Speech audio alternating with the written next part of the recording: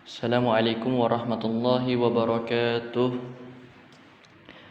Alhamdulillahi rabbil alamin. Wabihi nasta'in ala umuri dunya waddin. Wassalatu wassalamu ala ashrafil anbiya'i wal mursalin sayyidina wa maulana Muhammadin wa ala alihi wa sahbihi ajma'in. Amma ba'du. Sekarang kita masuk di fasal perkara yang membatalkan wudhu.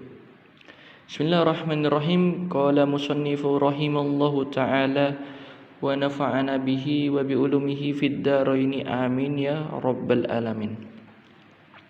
Bismillahirrahmanirrahim. Faslun utawi iki iku fasal suwiji. Wallazi yanqudul wudu'a utawi perkara kang membatalkan wudu. Iku sitatu asya'a ono 6 pira-pira suwiji-wiji. Jadi perkara yang membatalkan wudu itu ada 6. Apa saja? Rupane ma barang kharaja kang metu minas sabilaini saking dalan loro. Yang pertama, keluarnya sesuatu dari 2 jalur, baik saluran untuk buang air kecil maupun saluran untuk buang air besar. Yang kedua, wa naumu lan turu ala ghairi hayatil mutamakkin, yang tidak mantap pada tempatnya. Jadi yang kedua ini tidur yang tidak meletakkan pantatnya itu di tanah ataupun lantai. Wa zawalul akli, yang ketiga wa zawalul akli, hilangnya akal, bisa bisukrin krono kendeng au maradin utawa loro. Jadi yang ketiga, hilangnya akal, baik karena gila maupun sakit.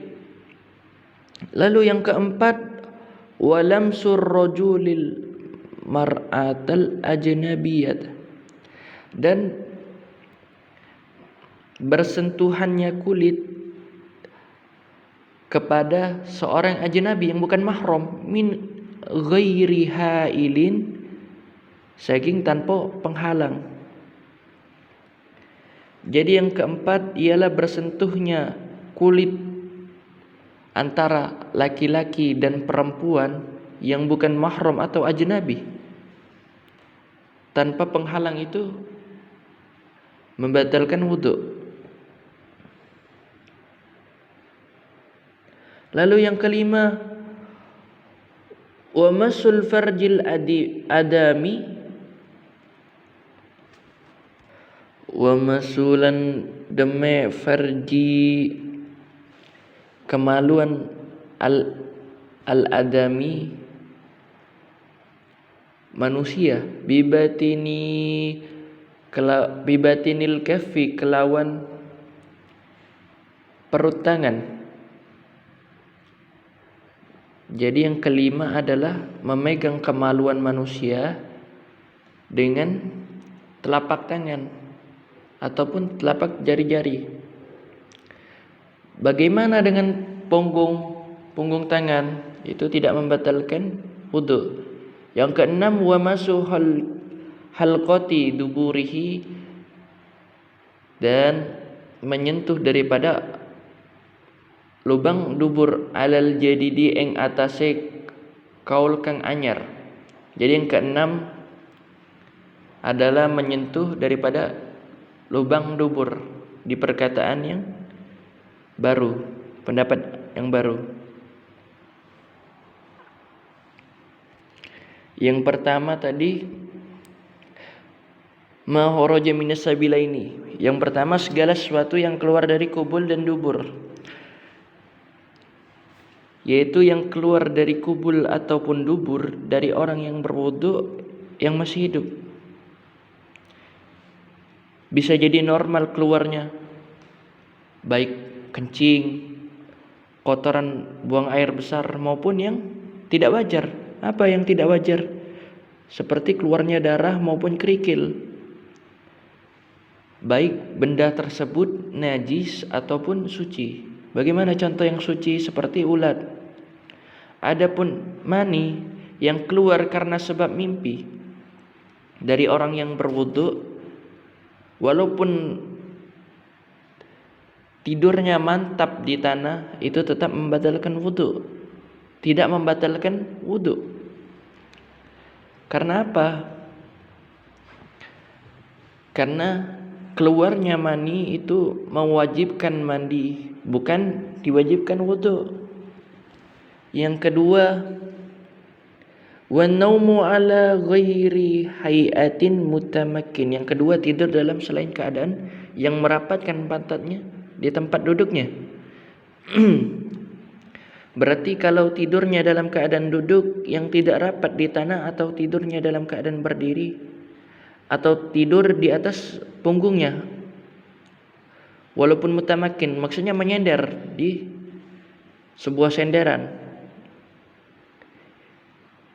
Nah, dari semua itu adalah bukan termasuk daripada tidur yang mutamakin ataupun tidur yang mantap. Bagaimana yang disebut tidur yang mutamakin atau tidur yang mantap? Tidur yang dimaksud di sini adalah tidur yang yakin. Kalau ia ragu apakah ia tidur atau kantuk saja, maka tidaklah membatalkan wudu. Tanda seorang dianggap tidur adalah melihatnya sebuah ru'yah ataupun mimpi. Apabila seseorang masih bisa mendengar perkataan orang lain atau suara yang lain, walaupun ia tidak memahami apa yang dikatakan oleh orang-orang tersebut, maka itu tetap dihukumi kantuk. Bagaimana syarat-syarat daripada tidur yang mutamakin? Yang pertama, menempelnya pantat ke tempat duduknya, sekiranya tidak memungkinkan keluarnya angin ketika tidur. Jadi pantatnya tadi menempel daripada lantai maupun tanah.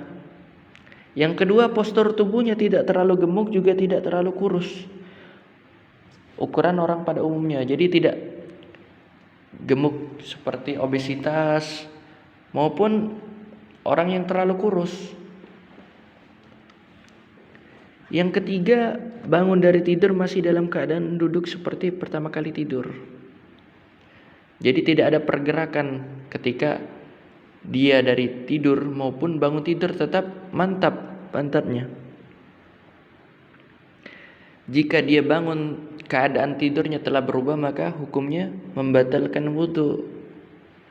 Bagaimana ketika dia bangun dia mengubah posisi duduknya? Itu tidak dihukumi membatalkan wudu.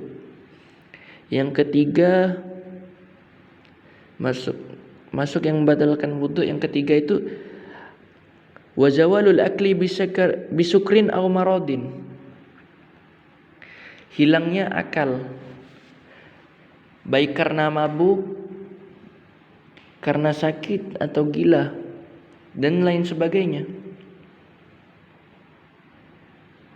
Yang keempat ialah walam surrajulil mar'atil ajnabi min ghairi hailin. Keempat, laki-laki yang menyentuh perempuan ajnabi. Apa itu ajnabi? Ialah orang yang bukan mahram. Apa itu mahram? Orang-orang yang haram untuk dinikahi. Berarti kalau bukan mahram, selain orang-orang yang tidak boleh dinikahi, walaupun orang itu meninggal, tetap membatalkan wudu. Jadi yang membatalkan wudu di sini karena bersentuhan dengan lawan jenis. Yang pertama itu terjadinya antara laki-laki dan perempuan. Tidaklah batal jika yang bersentuhan laki-laki dan laki-laki, perempuan dengan perempuan, khunsa dengan khunsa. Apa itu khunsa? Khunsa ialah yang memiliki dua kelamin, disebut khunsa. bukan orang yang merubah kelaminnya. Lalu hunsa dengan laki-laki itu tidak membatalkan wudu, ataupun hunsa dengan perempuan. Jika dikategorikan hunsa tadi masih bingung condongnya kemana antara laki-laki maupun perempuan. Yang kedua, bersentuhan kulit bukan rambut, gigi ataupun kuku. Jadi apabila kita menyentuh daripada rambut, kuku maupun gigi daripada seorang yang ajnabi, itu tidak dikatakan daripada membatalkan wudu. Lalu yang ketiga, sudah punya kecenderungan syahwat. Jadi di sini dia itu ketika bersentuh itu memiliki rasa syahwat atau keinginan. Yang keempat, bukan mahram, baik mahram yang tidak boleh dinikahi karena nasab, persusuan atau pernikahan. Yang kelima adalah tanpa ada pembatas. Bagaimana jika pembatasnya tipis? Maka dihukumi tidak membatalkan wudu. Jadi standar syahwat di sini menurut Syekh Ibrahim Al-Bajuri adalah terjadinya ereksi pada kemaluan laki-laki. Bagaimana pada perempuan? Kecondongan hati pada seorang perempuan.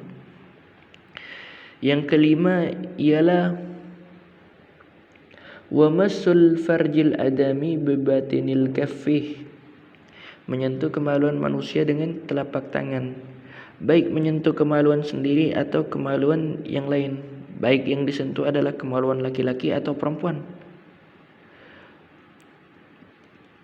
Walaupun yang disentuh adalah anak kecil maupun dewasa, hidup atau telah wafat, itu tetap membatalkan daripada wudu. Lalu yang keenam, wa masu halqati duburihi alal jadidi, menyentuh lingkaran dubur manusia berdasarkan pendapat baru atau kaul yang jadid. Di sini menurut pendapat yang baru, menyentuh lingkaran dubur manusia termasuk daripada perkara yang membatalkan wudu. Hal ini dari perkara yang keenam tadi itu berbeda dengan kaul qadim atau pendapat lama yang tidak membatalkan wudu. Jadi yang termasuk membatalkan wudu adalah jika menyentuh kemaluan dari lingkaran dubur dengan menggunakan bagian dalam telapak tangan atau bagian dalam jari jemari, sehingga menyentuh dengan menggunakan punggung telapak tangan dari samping jari tidaklah membatalkan wudu. Jadi di sini yang membatalkan itu hanyalah bagian dalam telapak tangan. Apabila disatukan telapak tangan yang kanan dengan kiri, maka bagian yang tidak terlihat itu adalah yang membatalkan wudu.